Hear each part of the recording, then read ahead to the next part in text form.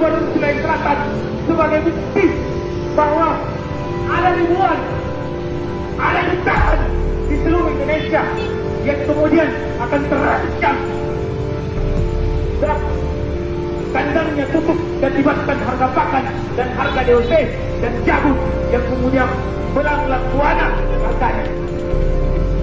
Ini yang menjadi kekhawatiran kawan-kawan sekalian. Jelas dalam peraturan nomor 3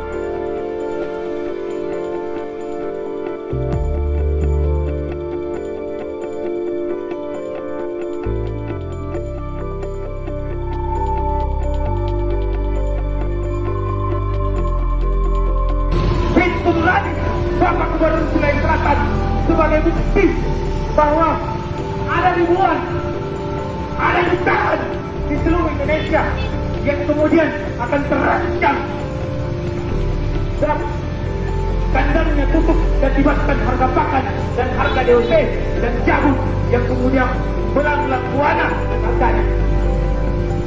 Ini yang menjadi kekhawatiran kawan-kawan